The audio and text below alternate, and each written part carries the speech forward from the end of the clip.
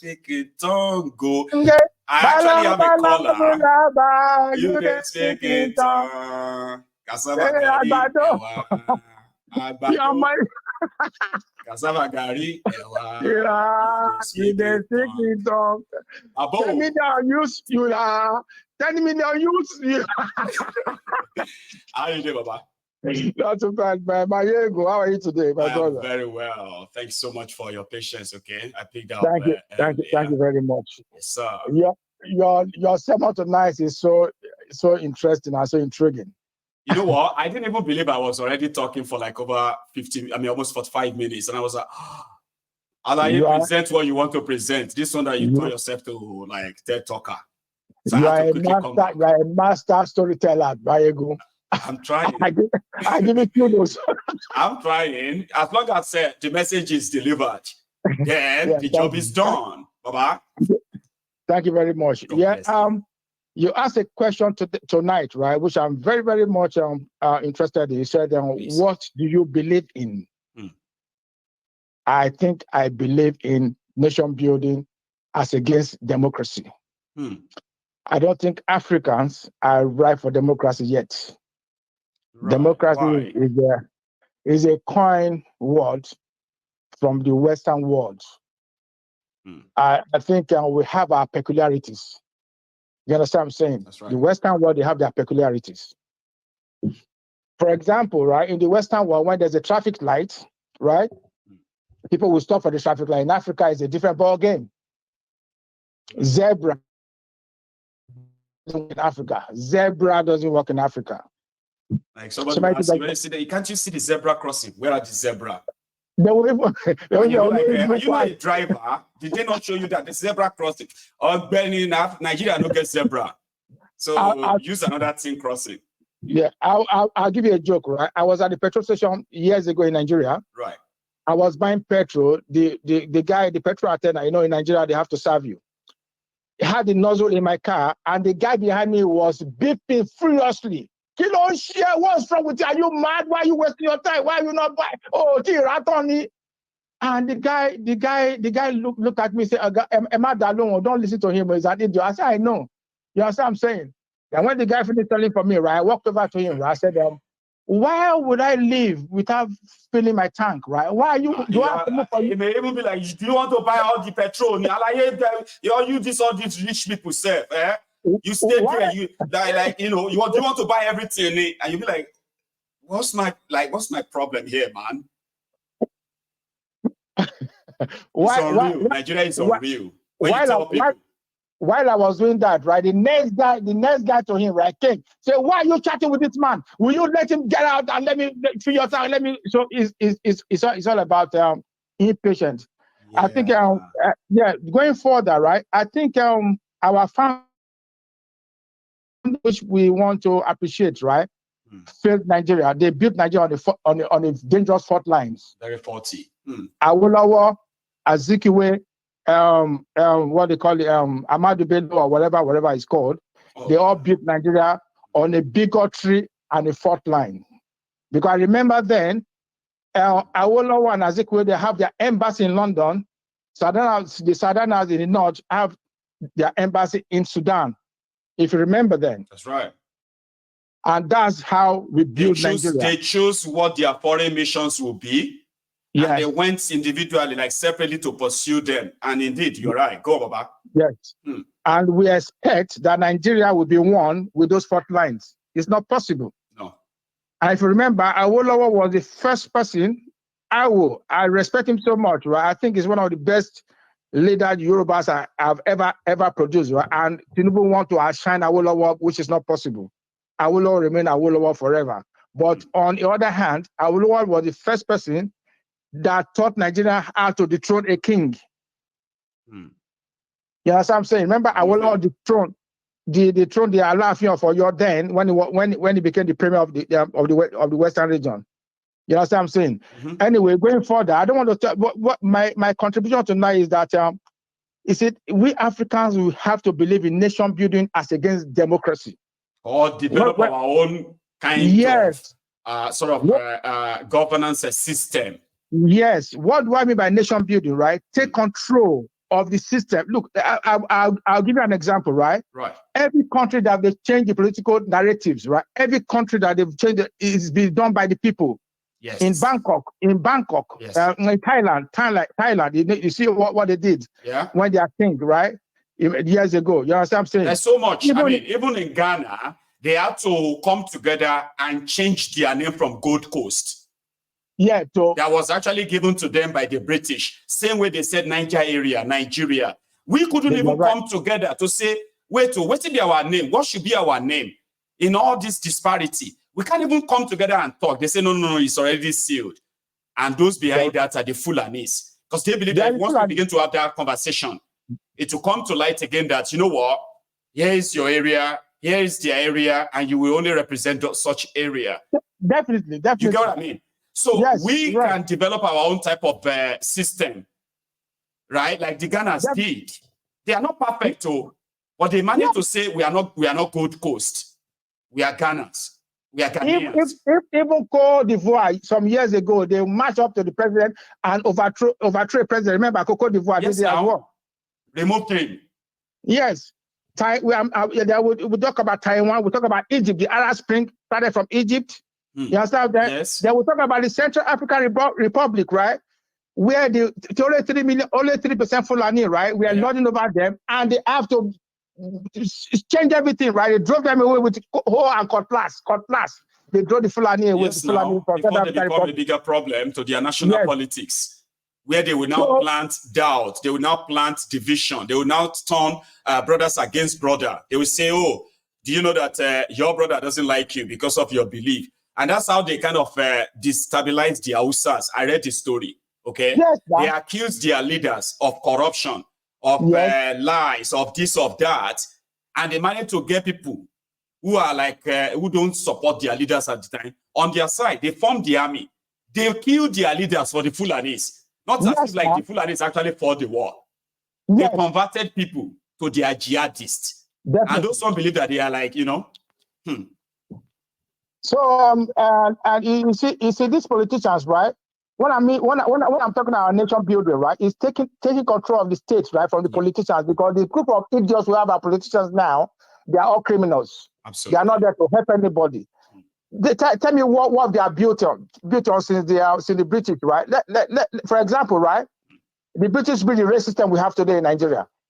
Since even Abacha built more roads, right, than all the government combined. You know, with the PTF fund, right, petroleum training from the Abacha of all people, right, constructed more roads in Nigeria. All the local government roads within Nigeria today was done by Abacha with the PTF. Look at that 11.6 or so kilometer third mainland bridge was constructed by Babangida, right? Yes, third mainland bridge. There is no civilian that has constructed anything close to it. I went to an area in Lagos they call Ogijo and Igbo Olomu to Agric. Igbo Olomu, I think I remember that place. Do you know that there was a tarmac there constructed by Abacha with the PTF fund? You know what I'm saying? That's remote as that community is. Yes, very, very remote. When I say remote, very remote. You know where Igbo Olomu is very, very remote. And now. It's what I'm trying to say now is that this set of politicians we have in Nigeria today, like all these Wike, I saw the video you're playing about Wike, right? I had to phone River State. I have to phone somebody in Port Harcourt, right? Who was on ground, one of my boys, you know, those days. Right. And I asked, I said, Friday, what did they happen for that River State self? What did they happen? Oh, now believe in Wike. They say, bros, forget them. Now, football, everybody there for now. Everybody there for Wike. Wike wants to lord over us, and we're not going to let that ever lord over us. Wike is a chameleon. Wike is a snake. And Messi don't tell us before that time, say, no, we fear Wike. Now we know say Wike is a very dangerous guy. He shop all River State money. The money where this my Benzu, the guy was recounting to me, right? And this is a guy, he's not from River State. He's a Yoruba man that resident in River State. He just lived there. He was born in River State, right? He was telling me this. A Yoruba man was telling me they will live in River State. That everybody is for football. A lot of people have kind of like, you know what? If not for anything, just to show that where a Wike can be a godfather, they will be on the side of Kubara for that. His reign is done. His reign is done. I'll take another one. Thank you so much for stopping by. Okay, thank you. Now, sorry if you have been trying to get through and it's in like acting up. Let's hope I get to you. Remember, you need to like this if you haven't already. Hello there. Hello, Michael. Good evening. Oh, good evening to you, Lady Charm. How are you this evening or this afternoon, rather? I'm fine, thank you. And I bet it's How are almost you? evening at yours too. Anyway, Yes, it is. It's actually almost 5:30. right. Yeah. So, anyway, here we are. Please. Yeah, I mean, I've been enjoying your talk and enjoyed the first 40 minutes was just excellent.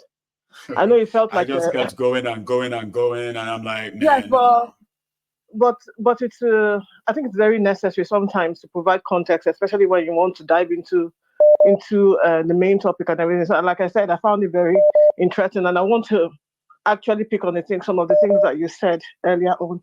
But before I say that, please. let me just tell the previous caller that said that, oh, like Nigerians don't understand, red light and all of that. I want to ask him if he's ever lived in New York.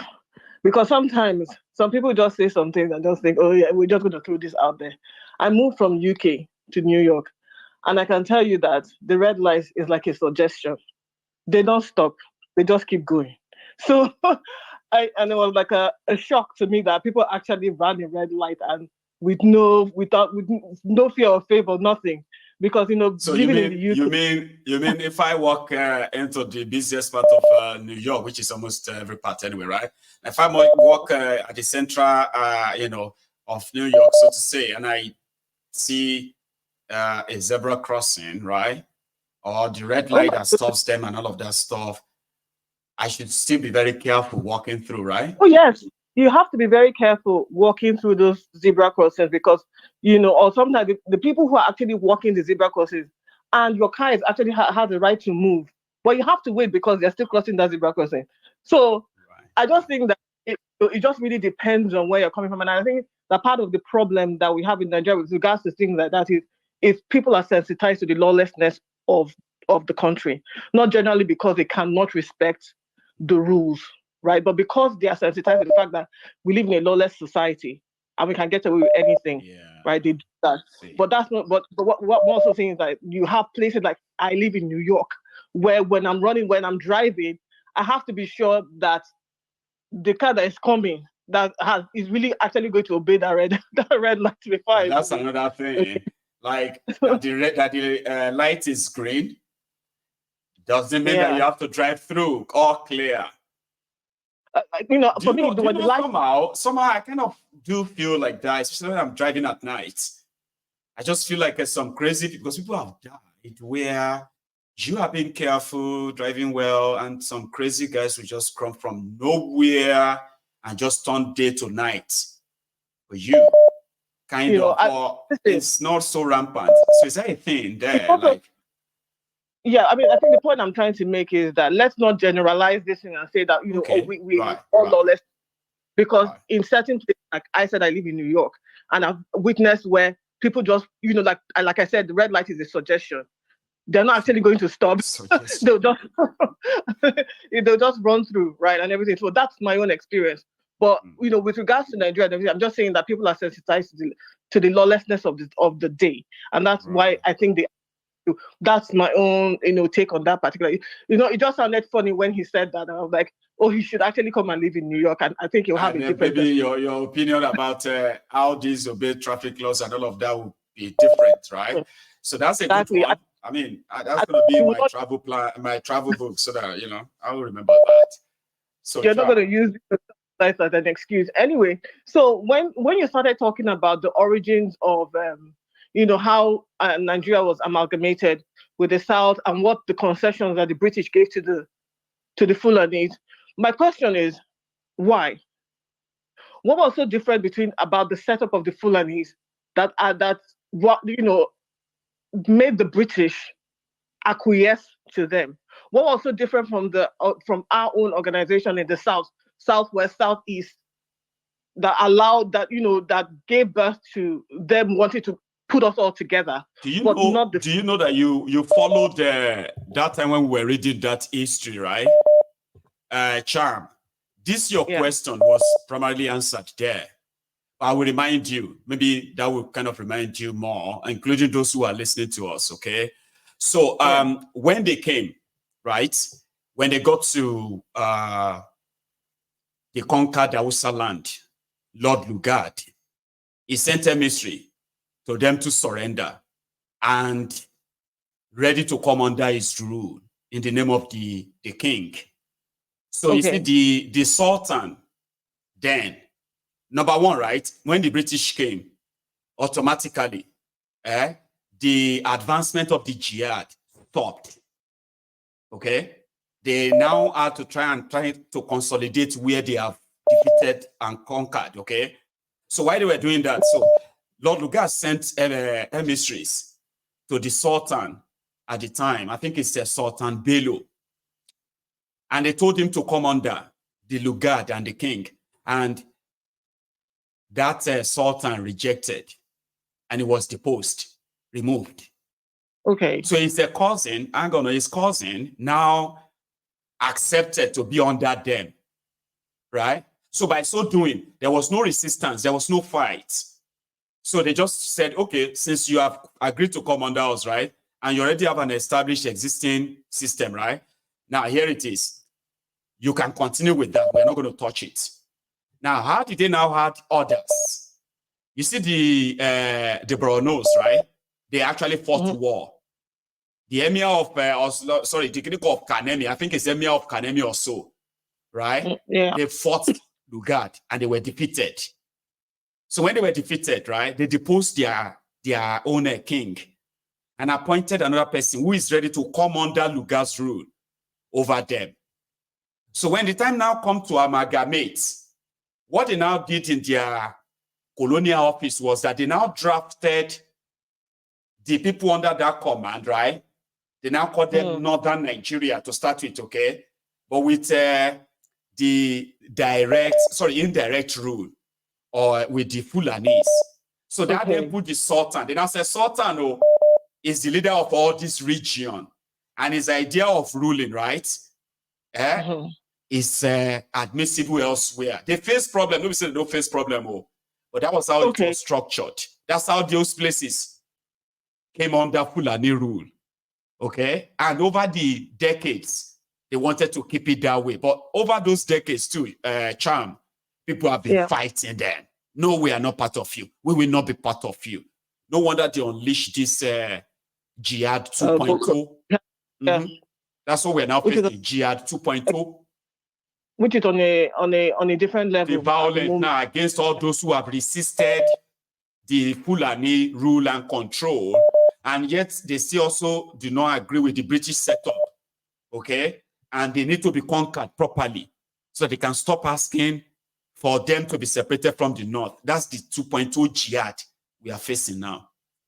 It was all for this reason. So I think the reason why I'm actually going back to the points that you were trying to make earlier on is because, you know, as you read history, as you study history, and as you read what has been written, right, you start to get the sense that you're always never really getting the real picture of things, the truth of what actually happened on the day. Because somewhere you will read, like, for example, what they said about the Igbos being a very proud people. And that's the one I'm here to answer you. Can I quickly say something on that, Cham? Very fast. Yes.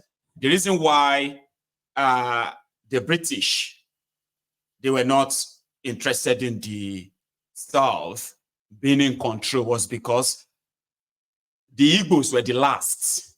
It was the last region to be captured. Because the Igbos, by their description, right, is in the hinterland, is inside. They were the last. By the time they will get to the Igbos, they have been so organized, advanced, that they